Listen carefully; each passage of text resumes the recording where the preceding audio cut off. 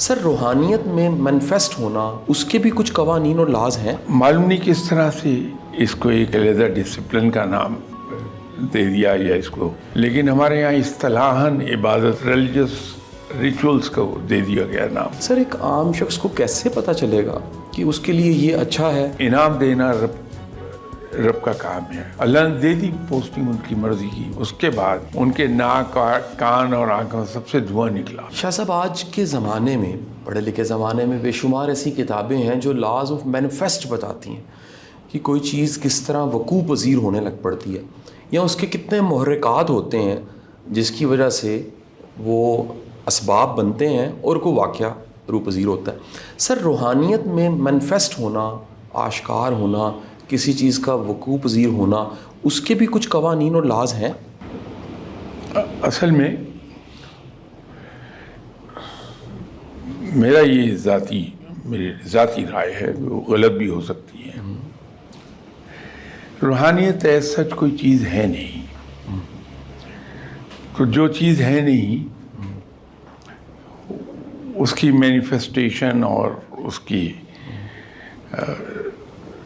اسباب اور طریقے ڈھونڈنا، میرا خیال ہے کہ وہ ایک ایکسرسائز ان فیوٹائل ہوگی۔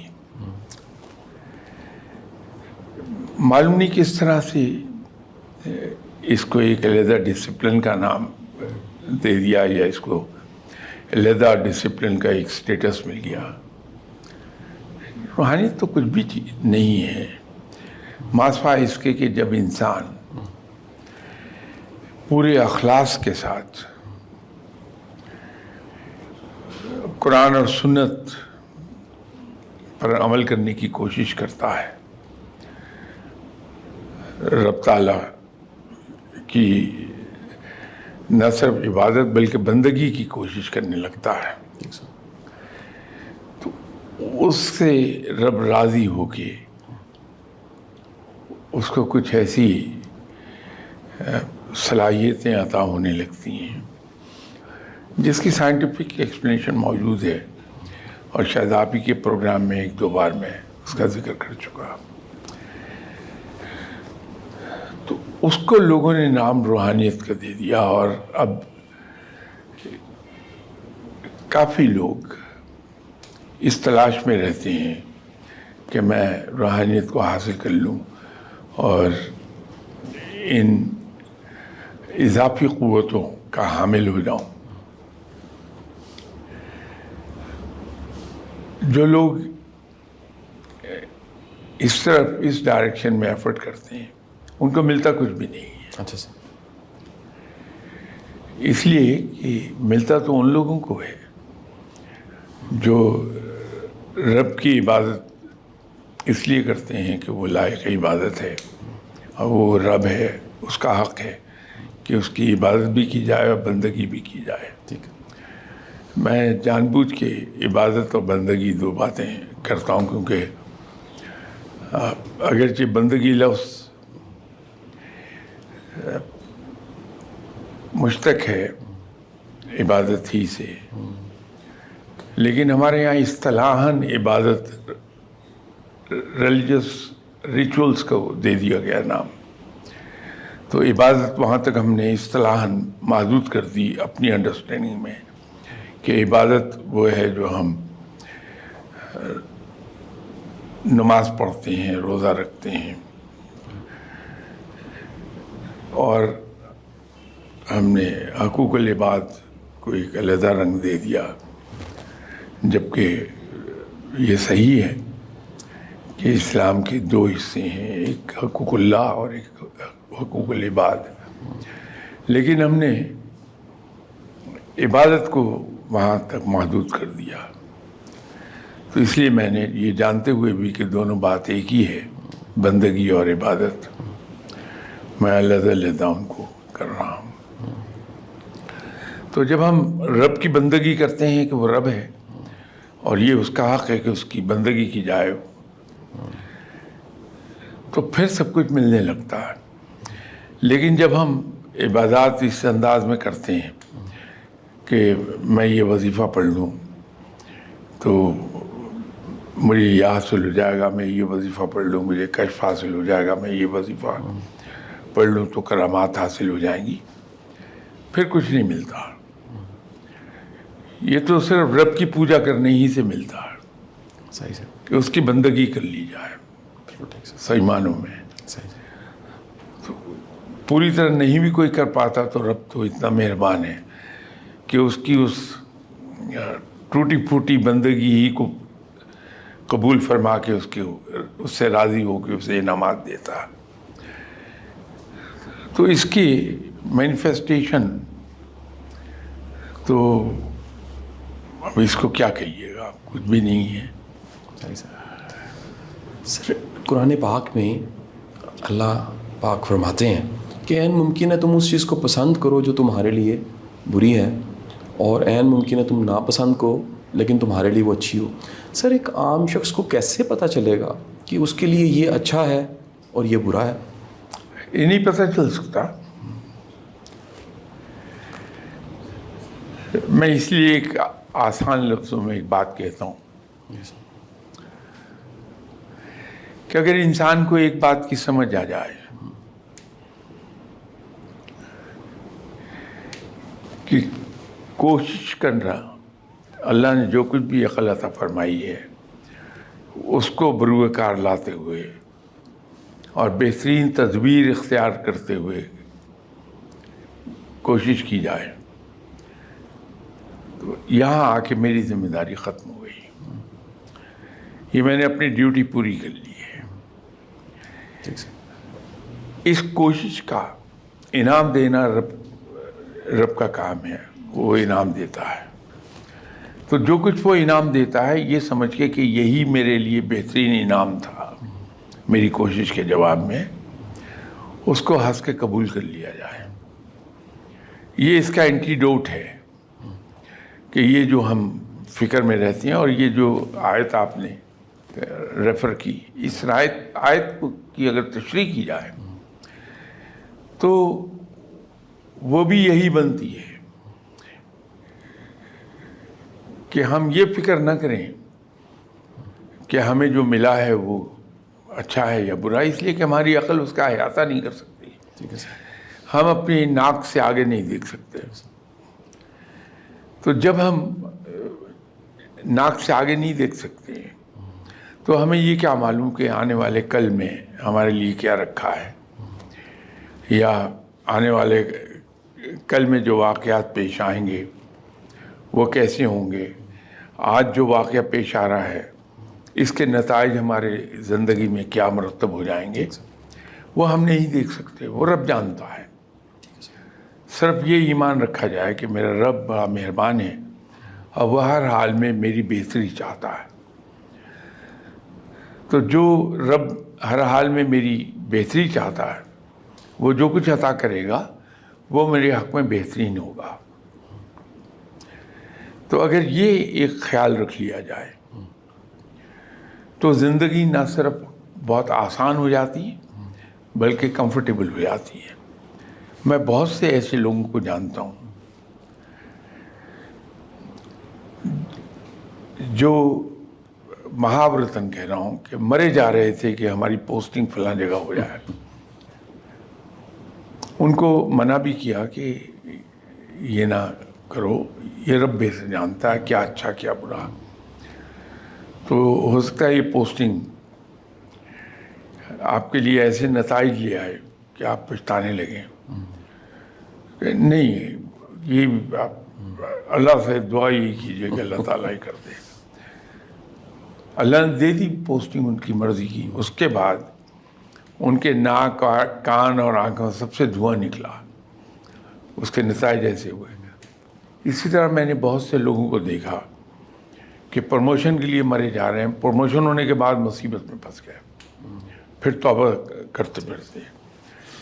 تو ہمیں اللہ سے یہی مانگنا چاہیے کہ یا اللہ تو ہمیں وہ عطا فرما دے جو ہمارے حق میں بہترین ہے. یہ دعا تو مانگ لیتے ہیں ہم. ٹھیک سر. آپ مجھے نصیحت کریں گے میں دعا مانگ لوں گا یہ، لیکن جو ملے گا اس کو میں قبول نہیں کرتا دل سے. پھر یہ اور بات ہے کہ 2 سال کے بعد مجھے پتہ لگتا کہ اوہو یہ تو، آپ اس کی مثال روزمرہ کی زندگی سے لے لیجیے. جی سر. آپ سے کوئی آدمی جس کے بارے میں آپ کے ویوز یہ ہیں کہ بہت ہی نیک اور اچھا انسان ہے، دیانتدار آدمی، اس نے آپ سے کہا کہ مجھے ضرورت ہے کچھ پیسوں کی، دے دیجئے، میں آپ کو 15 دن کے بعد لوٹا دوں گا. ٹھیک سر. وہ لے گیا تو 15 دن کیا 15 مہینے گزر گئے، وہ نہیں واپس ہوئے پیسے. ٹھیک سر. اب آپ کوڑ رہے ہیں کہ میں تو سمجھا تھا بہت ہی اچھے انسان ہیں. صحیح جی. آپ نے یہ بھی زحمت گوار نہیں کی یہ دیکھ لیں کہ اس کے حالات کیا ہیں بیچارے کے. کہیں ایسا تو نہیں ہے کہ اس کے وسائل ایسے ہی نہیں رہے کہ وہ لوٹا دے اور شرم کے مارے آ کے بتا نہیں رہا ہوں مجھے. پھر اس کے پاس آپ گئے، انہوں نے وعدہ کر لیا جی 2 مہینے کے بعد دوں گا، پھر نہیں دے پائے. کچھ عرصے کے بعد آپ کو ضرورت آن پڑی، جو ہی وہ ضرورت آن پڑی وہ بندہ آج خود آیا اور آپ کو پیسے لوٹا گیا. اب اگر آدمی اس کو یوں دیکھے کہ اوہ اللہ اس پیسے کو بچانا چاہتا تھا میری ضرورت کے لیے، ٹھیک ہے. تو اس نے اس طرح سے چیزوں کو آرگنائز کیا، اس طرح آرکیسٹرائز کر لیا کہ ادھر مجھے یہ ضرورت پڑی، ادھر یہ پیسے آ گئے. اگر یہ پہلے آ گئے ہوتے تو میں انہیں خرچ کر چکا ہوتا اور آج میرے پاس نہیں ہوتے. تو اللہ نے اس طرح سے چیزوں کو آرکیسٹرائز کر لیا، این میری ضرورت کے وقت وہ پیسے آ گئے. ٹھیک سر. تو اگر آدمی اس طرح سے اس کو دیکھ لے گا صحیح سر. تو اس شخص کے لیے بجائے برے احساسات ہوں، ایک احسان مندی کا ایک طرح سے ان اے وے احسان مندی کا جذبہ پیدا ہو جائے گا کہ این میری ضرورت کے وقت آ گیا. ٹھیک سر. تو اللہ تعالیٰ چیزوں کو اسی طرح سے آرکیسٹرائز کرتا ہے کہ جب ہمیں جس چیز کی ضرورت ہے اس وقت ٹک کر کے وہ چیز ہو جاتی ہے. تو اپنی عقل پر بھروسہ کرنے کی بجائے کہ میری عقل یہ کہتی میرے لیے اچھا ہے، ٹھیک سر. رب پر چھوڑ دیا جائے، ٹھیک سر. فائدے میں رہے گا انسان. بہت شکریہ سر. ایک سوال سر یہ بنتا ہے کہ سر اگر ہم پورا بھروسہ کر کے توکل کر کے سب کچھ رب پہ چھوڑ دیں، سر ہمارے کرنے کا کام کیا رہ جاتا ہے سر؟ ایک انسان سر جو اس کو اختیار ملا ہے سر، وہ ایسا کیا کیا کرتا رہے کہ پھر اس کے بعد بھروسہ اور توکل شروع ہو جائے یا وہ کرنا شروع کر دے؟ میں نے تو عرض کیا آپ سے جی سر. کہ انسان کے ذمہ ایک ڈیوٹی ہے جی سر. کہ وہ اپنی عقل کو بروئے کار لائے، بہترین تدبیر کرے، اور عقل اور تدبیر کے تحت رہتا ہوا ٹھیک سر. وہ اپنی بھرپور کوشش کرے. یہ اس کی ڈیوٹی ہے. ٹھیک سر. اللہ تعالیٰ بے عمل لوگوں کو پسند نہیں کرتا، سست لوگوں کو پسند نہیں کرتا. صحیح سر. اللہ ان لوگوں کو پسند کرتا ہے جو مجاہدوں کی طرح ٹھیک سر. ہر وقت عمل کے لیے کمر کس رکھتے ہیں. اللہ کو وہ لوگ پسند ہیں. صحیح سر. تو کاہل اور سستی یہ مسلمان کے قریب سے بھی نہیں گزرتی. صحیح سر. ہم اپنی ڈیوٹی کر لیں، ٹھیک سر. لیکن انعام دینا رب کا کام ہے. اس کے بارے میں ہم فکر مند نہ ہوں، کیونکہ جب ہم اس کے بارے میں فکر مند ہونے لگتے ہیں جی سر. تو ہمیں پریشانیاں گھیر لیتی ہیں. اب یہ جو لفظ ہیں فکر اور پریشانی، یہ ہم روزمرہ کی استعمال میں ان کو ایک ہی ضمن میں لیتے ہیں، لیکن فکر میں یوز کر رہا ہوں بمعنی تردد کے، ٹھیک سر. کہ انسان ایفرٹ کرے. ٹھیک سر. فکر ان معنوں میں ہے. پریشانی اچھی بات نہیں ہے، وہ رب پہ بھروسہ کم ہونے کی نشانی ہے. ٹھیک سر. کہ پریشان نہ ہو لیکن کام کی فکر ضرور کرے بندہ. صحیح سر. سر اس وقت پاکستان میں بہت بڑا چیلنج یہ ہے سر کہ بے روزگاری ہے، مواقع نہیں ہے سر، اور برین ڈرین تیزی کے ساتھ ہو رہا ہے سر. آپ اس کو سر کس طرح سے لیتے ہیں سر؟ سننے میں آ رہا ہے 10 لاکھ سے زیادہ جو ہمارے ینگسٹرز ہیں وہ دوسرے ممالک میں جا چکے ہیں، ملک میں انسرٹنٹی انسیکیورٹی ہونے کی وجہ سے اور جاب کے مواقع نہ ہونے کی وجہ سے، یہ جو برین ڈرین ہے سر، یہ اچھا ہے، یہ برا ہے، یہ نہیں ہونا چاہیے، اس کا کیا سلوشن ہونا چاہیے؟ ہمیں ان کے ساتھ بات چیت کرتے ہوئے ان کو کیا گائیڈ کرنا چاہیے اور حکومت کو بھی کیا کہنا چاہیے؟ آپ نے بچپن میں، بلکہ یوں کہیے میرے اور آپ کے بچپن میں، گرچہ آپ کا بچپن میرے بہت بعد کی بات ہے، پتنگ بازی پھر بھی ہوتی دیکھی ہوگی، تو پتنگ کٹتی ہے اور وہ جیسے فضا میں ہوا کے دوش پہ لہریں لیتی ہوئی کبھی کسی طرف نکل جاتی ہے، کبھی کسی طرف کہیں نیچے کو آتی ہے، پھر اوپر اٹھ جاتی ہے۔ اصل میں پاکستان میں حکومت نے حالات کو کٹی پتنگ کی طرح چھوڑا ہوا ہے۔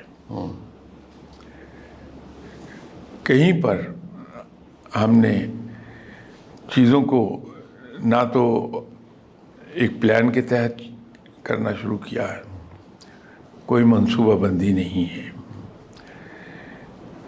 اور کہیں کنٹرول بھی نہیں رکھا ہم نے کسی چیز پہ۔ ٹھیک سر۔ ٹھیک ہے، ہمارے ملک کے اندر اکانومی کوئی زیادہ اچھے حال میں نہیں ہے، ہمارے یہاں انڈسٹری دن بدن بیٹھ رہی ہے، روزگار کے مواقع اسی نسبت سے کم ہو رہے ہیں، اس میں کوئی شک نہیں۔ لیکن اگر ایک ہوش مند قوم کی طرح ہم ارد گرد نظر رکھیں کہ اپنے لوگوں کو کس طرح سے ہم جاب پر لگا سکتے ہیں،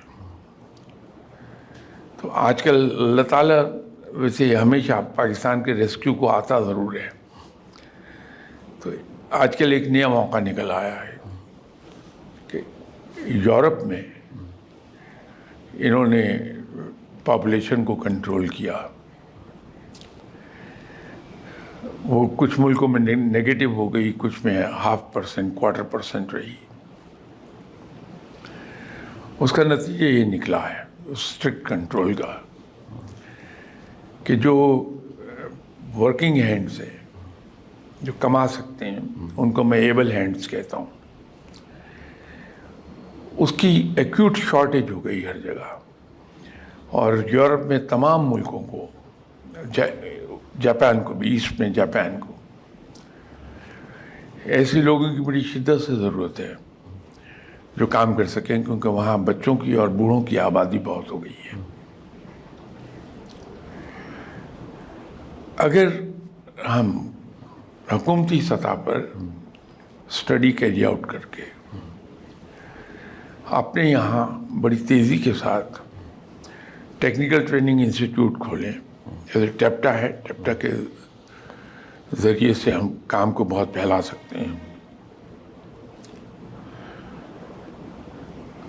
ان کو شارٹ کورسز کرا کے، ابھی دنیا میں چاروں طرف جو ڈیمانڈ بہت زیادہ ہے، سر بڑی آسانی سے ہر ملک میں جاب مل جائے گی، سر وہ ویلڈرز کی ہے، صحیح سر، پلمبرز کی ہے، صحیح سر، بہت کمی ہے۔ صحیح تو اپنے نوجوانوں کو جو میٹریکولیٹ ہیں، سر، ایون جو انہوں نے انٹرمیڈیٹ کیا ہوا ہے، ان کو بھی اگر شارٹ کورسز کروا دیں سر، ٹیپٹا جیسی آرگنائزیشن سے، ٹھیک سر، اور کرا کے ان کو ہم ملک سے باہر جانے دیں، یورپ وغیرہ میں خود حکومت اپنے ایمبیسیز کے ذریعے یہ جابس کریٹ کروائے ان کے لیے، تو بے روزگاری جو ہے وہ ایک حد تک کہہ رہا ہوں، ناٹ فلی کم ہوگی۔ ٹھیک ہے سر، دوسرا ایک بڑا بینیفٹ ہے کہ آج کل ہمیں فارن ایکسچینج کی بڑی ضرورت ہے،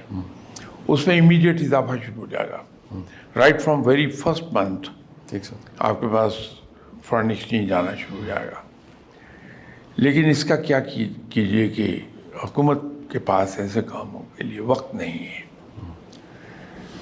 کہ وہ اس پہ غور کر سکے، تو ایک ہمارے پاس حل وہ بھی ہے دوسرا یہ ہے کہ ہمیں کون روک رہا ہے کہ ہم حکومتی سطح پر یہ پلاننگ نہ کریں کہ ہمیں اگلے 10 سال میں کس ٹریڈ میں، کس فیلڈ میں، کس پروفیشن میں جی سر، کتنے لوگ چاہیے ہوں گے، اور ہم ایسی پلاننگ کریں کہ یونیورسٹی سے ہم اسی حساب سے نوجوانوں کو فاروق تحصیل کرائیں. صرف اس کے لیے پلانز اور کنٹرول چاہیے، لیکن ادھر ہم توجہ نہیں دے رہے ہیں. نتیجہ یہ ہے کہ بے روزگاری بڑی تیزی سے بڑھ رہی ہے. آپ کا اپنا واسطہ بھی انڈسٹری سے رہتا ہے. آپ دیکھیے تمام انڈسٹریز میں جو لوگ، یا یوں کہیے جو امپلائرس ہیں، جی سر، امپلائرس کو گلہ یہ ہے کہ ہمیں لوگ نہیں ملتے، اور ہم جیسے لوگوں کو گلہ یہ ہے کہ ہمیں جاب نہیں ملتی. اب یہ جو ایک چیز ہے، اس کو اگر سامنے رکھ کے کہیں ہم یہ دیکھ لیں کہ یہ کیا ماجرا کیا ہے. جس کو آدمی ہائر کرنے ہیں ان کو لوگ نہیں مل رہے ہیں، اور جن کو جاب چاہیے ان کو جاب نہیں مل رہی ہے. ٹھیک سر، تو کہیں کچھ تو غلط ہے. تو اس کو اگر ہم ٹھیک کر لیں تو معاملات درست ہو جائیں گے. صحیح سر، بے روزگاری میں کافی کمی ہو جائے گی. صحیح سر. سر موجودہ حالات میں نا امیدی بہت زیادہ ہے سر. ایک عام شخص جو کوشش کر رہا ہے اور اس کی پوری نہیں پڑ رہی سر، کیونکہ سر بڑا میلٹ ڈاؤن ہے، اکنامک میلٹ ڈاؤن بہت زیادہ ہے سر، معاشی تنگی بہت زیادہ ہے. وہ کیا امید رکھے کہ آنے والے دنوں میں کچھ خیر ہو جائے گی سر؟ اسلام میں مایوسی سخت گناہ ہے. رب کی رحمت سے مایوس نہیں ہونا چاہیے. مسلمان کسی حالت میں بھی مایوس نہیں ہوتا کہ اس کو اپنے رب پہ بھروسہ ہوتا ہے کہ میرا رب بہتر کرے گا. تو یہ پہلی بات تو یہ ہے کہ مسلمان کو مایوس ہونا نہیں چاہیے. رب کی رحمت ہمیشہ برستی ہے. ٹھیک ہے سر. Having said that, اب یہ قدرتی امر ہے کہ جب ہمیں سامنے اندھیرا نظر آتا ہے سر، تو ہم مایوس ہوتے ہیں کہ کل کا کیا بنے گا. ٹھیک سر، یہ فطری امر ہے. ٹھیک سر. اس کے لیے جی سر. حکومتیں بڑے پیمانے پہ کام کرتی ہیں. سر، ہمیں مایوس نہیں ہونا چاہیے. اس کے برعکس ہمیں حکومت پر زور دینا چاہیے میڈیا کے ذریعے سے. صحیح سر. میں احتجاج کی بات نہیں کر رہا، میں زور دینے کی بات کر رہا ہوں جی سر. کہ حکومت پہ زور دیا جانا چاہیے جی سر. کہ وہ اس طرح میڈیا کو استعمال کرے کہ لوگوں میں ایک امید کی لہر پیدا ہو تاکہ نئے جذبے سے کام کر سکیں. ٹھیک سر. مایوس آدمی ایفرٹ نہیں کر سکتا پوری، وہ اسی مایوس میں ڈوبتا چلا جاتا. صحیح سر. لیکن جو آپٹمسٹک ہے، جو پر امید ہے چیزوں سے، وہ ایفرٹ کرتا ہے. میں نے شاید پہلے بھی کسی پروگرام میں یہ ایگزامپل دی تھی کہ اگر یہاں سے میں کراچی پیدل جانا چاہوں تو 1250 کلومیٹر کا ڈسٹینس ہے. اگر میں یہ دیکھوں کہ وہ ہوا صبح سے میں پیدل چل رہا تھا، ابھی تو 1230 کلومیٹر باقی ہیں، جی سر. تو میرا حوصلہ ٹوٹے گا کہ 1230 کلومیٹر کب کور ہوں گے. لیکن اگر میں یہ دیکھ لوں کہ میں صبح سے اب تک 20 کلومیٹر تو طے کر آیا، انشاءاللہ کل پھر 20 کلومیٹر طے کر لوں گا، تو یہ ایک امید پیدا کر دے گا میرے اندر. تو اگر ہم اس طرح کے انٹرٹینمنٹ پروگرام ٹی وی پر حکومت چلوائے جس سے امید اجاگر ہو رہی ہو. ایک تو ہمارے یہاں مسئلہ یہ ہے کہ ہم بڑا اسٹیریو ٹائپ پروگرام لاتے ہیں. ٹھیک سر. ہم جو اس معاملے کے ماہر ہیں, جی سر. جو میں نہیں ہوں, میری فیلڈ نہیں ہے, ورنہ میری اس بات سے کہیں یہ امپریشن ہو کہ شاہ صاحب اپنے آپ کو سیل کر رہے ہیں. میری فیلڈ نہیں ہے یہ. اس فیلڈ کے جو ماہرین ہیں ان کو کنسلٹ کر کے انڈائریکٹ میسیج دیا جائے. ایک کہانی ہے, کہانی سنا کے ختم کر دی جائے بات.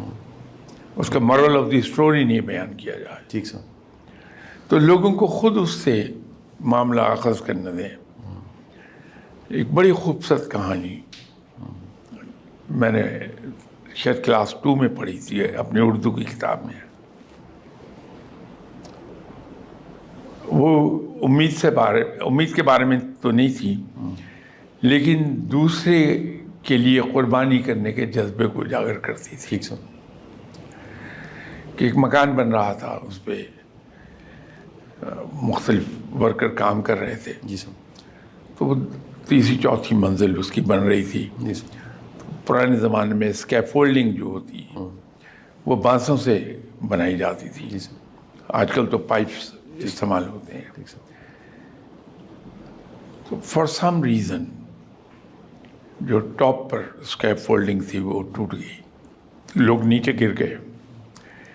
لیکن 2 آدمیوں کے ہاتھ میں ایک بانس آ گیا, وہ اس سے لٹکے. اب ان کے بوجھ سے بانس جھکتا جا رہا تھا اور اندیشہ یہ تھا کہ کسی لمحے ٹوٹ جائے گا. ٹھیک ہے.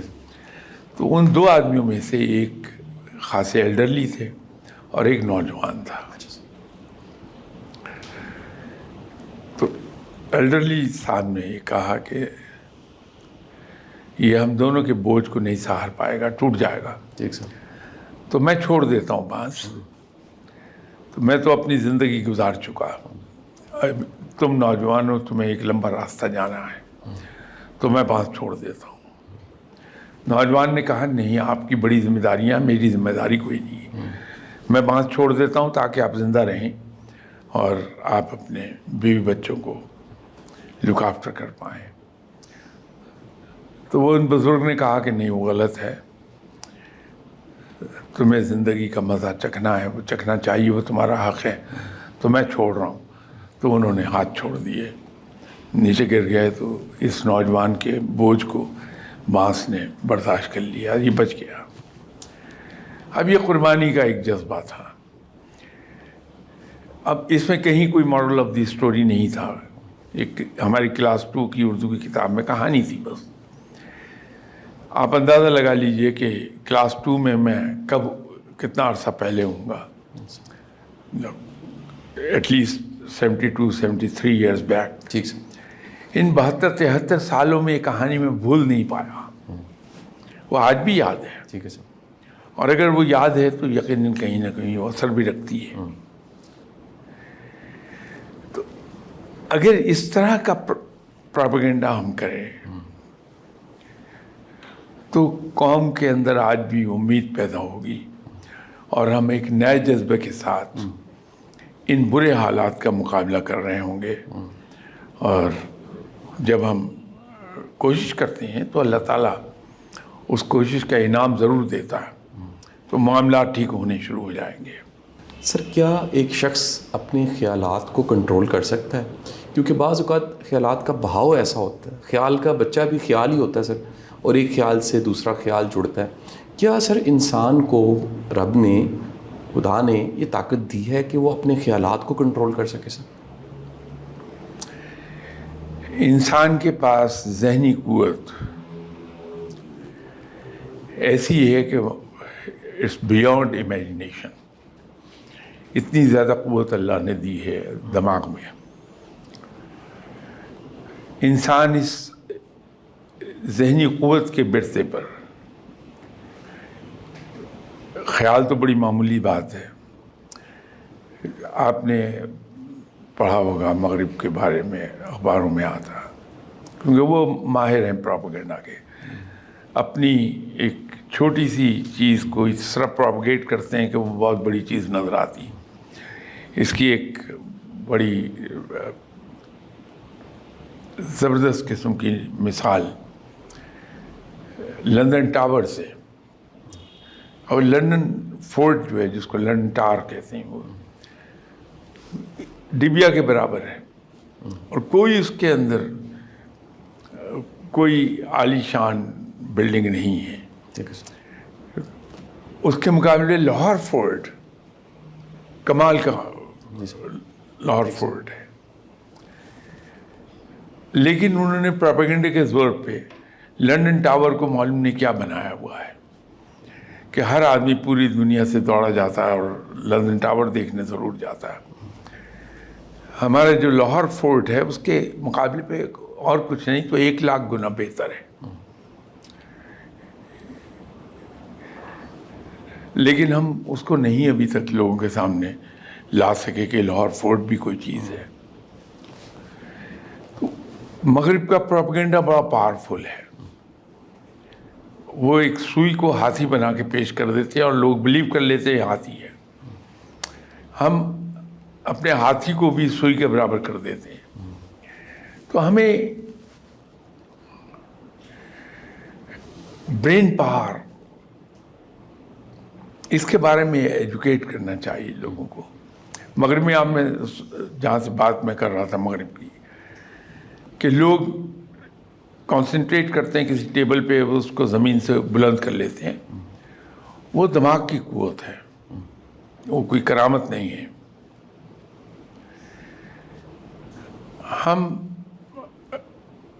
ہماری اگر ٹریننگ ہو جائے صحیح تو اس قابل ہو جاتے ہیں کہ ہم ہر وقت پر امید رہیں. جب پر امید رہتے ہیں تو جو مایوس کن خیالات ہیں وہ خود بخود کینسل ہوتے جاتے ہیں. ان کی جگہ وہ خیالات جنم لیتے ہیں جو ہیلدی ہیں. صحیح سر. یہ خود بخود ہو جائے گا. لیکن ہم کچھ کام تو کریں. ٹھیک سر. کہیں تو اپنا رول پلے کر دے گورنمنٹ کہ لوگوں کو اور کچھ نہیں. ابھی میں آپ سے عرض کر رہا تھا کہ میڈیا کو استعمال کیجیے، لوگوں کو پر امید کر دیجیے کہ آج برا وقت ہے، کوئی بات نہیں، کل اچھا وقت آ جائے گا اور ضرور آئے گا انشاءاللہ. تو یہ امید اب اجاگر کرنی چاہیے. اس وقت ضرورت اس بات کی نہیں ہے کہ ہم جہاں بھی بیٹھیں پیسمسٹک بات کریں. لوگ تو پہلے ہی مایوس ہو رہے ہیں پیسمسٹک پروگرام دیکھ دیکھ کے. وہ بیچارے بالکل ہی امید کھو بیٹھیں گے. تو ہمیں اب تھوڑا سا پلان طریقے پہ لوگوں کو ادھر لانا چاہیے کہ ان کے ذہن سے یہ مایوسی کے خیالات ختم ہو جائیں. سر ماضی کے ایک بزرگ ہیں شاہ حسین رحمۃ اللہ علیہ، مادو لال حسین بھی کہا جاتا ہے سر، لاہور میں دفن. عالم دین تھے سر، بڑی ریاضت عبادت کرتے تھے. ایک دفعہ سر انہوں نے قرآن پاک کی آیت پڑھی کہ یہ دنیا کھیل تماشے کے علاوہ کچھ بھی نہیں ہے، یعنی فریب نظر ہے سر. اور اس کے بعد سر انہوں نے یہ سب کچھ چھوڑا، سلسلہ ملامتیہ میں گئے، اور اس کے بعد سر وہ تاریخ میں تو امر ہو گئے. سر یہ دنیا کھیل تماشے کے علاوہ کچھ نہیں. سر میں چاہوں گا فقیر کی نظر میں اس کی تشریح کیا بنتی ہے سر؟ دیکھیے یہ صرف یہی ایک آیت نہیں ہے. جی سر. رب نے جگہ جگہ اس دنیا کے بارے میں کہا کہ یہ بڑی حقیر چیز ہے، بڑی بے حقیقت چیز ہے. یہ وہ چیز ہے جس کی کوئی ویلیو نہیں ہے. اور اسی لیے رب تعالیٰ کے پیغمبر دنیا کے پیچھے نہیں بھاگے. جو بزرگ لوگ ہیں عرف عام میں اولیاء کرام جن کو آپ کہتے ہیں، جی سر، یہ بھی اسرت کی زندگی گزارتے ہیں. اس لیے کہ ان کو رب کے کہے پر ایمان ہے ٹھیک سر، کہ رب نے اس دنیا کنڈیم کیا ہے کہ اس کی ویلیو کچھ نہیں. ٹھیک ہے سر. روپے پیسے کی ویلیو وہ نہیں جو ہم سمجھتے ہیں. جی روپے پیسے کی ویلیو اتنی ہے کہ یہ ہماری ضرورتیں پوری کر دیتا ہے. ٹھیک سر. And that's all. ٹھیک سر. ٹھیک سر. تو اگر شاہ حسین نے اس سے متاثر ہو کے وہ تو ایک دوسری ایکسٹریم کو ٹچ کر گئے کہ دنیا چھوڑی تھی, دنیا ہی اس کو دنیا سے علیحدہ کر لیا اپنے آپ کو. اس کی اجازت نہیں ہے اسلام میں. اسلام ترک دنیا کو کنڈیم کرتا ہے. ٹھیک ہے سر. کیونکہ آپ صلی اللہ علیہ وسلم باوجود اللہ کے بعد سب سے بڑی ہستی ہونے کے, ٹھیک سر. اللہ کے سب سے برگزیدہ بندے ہونے کے باوجود, رب سے انتہا درجے کا عشق کرنے کے باوجود بھرپور زندگی, دنیاوی زندگی گزاری ہے آپ نے. تو آپ صلی اللہ علیہ وسلم کا ہمارا ایمان ہے کہ ہر فعل اپنی امت کے لیے نمونہ پیش کرنا تھا سر. کہ ایک نمونہ چھوڑ دیں اپنی امت کے لیے کہ زندگی یوں گزاریں. ٹھیک ہے سر. تو جب آپ صلی اللہ علیہ وسلم جیسی عظیم ترین ہستی, اللہ کے بعد سب سے بڑی ہستی, انہوں نے دنیا ترک نہیں کی ہے, ٹھیک ہے سر. تو مسلمان کو ترک دنیا نہیں کرنا چاہیے, اس میں زندہ رہنا چاہیے. ہاں یہ ضرور ہے جی سر. کہ دنیا کی محبت دل میں نہ پالے. ٹھیک سر. جو مال دنیا ہے جی سر. وہ صرف ضرورتیں پوری کرنے تک اس کی اہمیت رہ جائے انسان کے دل میں. اس سے زیادہ اس کی کوئی اہمیت نہ ہو کہ اس سے میری یا میرے اہل خانہ کی ضروریات پوری ہوتی ہیں. ٹھیک سر. اس سے زیادہ اس کی ویلیو نہیں کوئی. صحیح سر. سر میرا آخری سوال یہ ہے سر کہ وسعت قلبی کی نشانیاں کیا ہیں سر؟ کھلے دل, کشادہ دل, اقبال اس کو سینہ روشن کہتا ہے. تو سر یہ سینہ روشن, وسعت قلبی, اس کی کوئی نشانیاں بتا دیجئے کہ وہ کچھ لوگ پیدا بھی کر سکیں اور جس کے پاس وسعت قلبی ہے اس کی قدر بھی کر سکیں. میرے خیال میں یہ جو اقبال نے روشن سینہ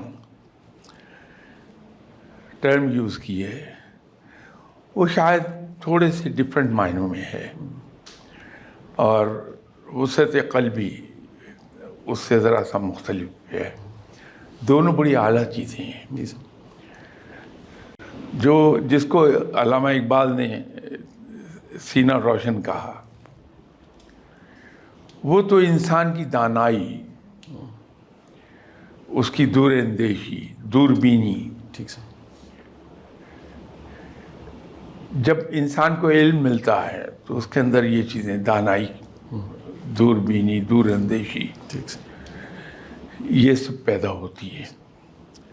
تو اس کو علامہ اقبال نے یہ سینہ روشن سے یاد کیا ہے. لیکن جو وسعت قلبی ہے, جی سر.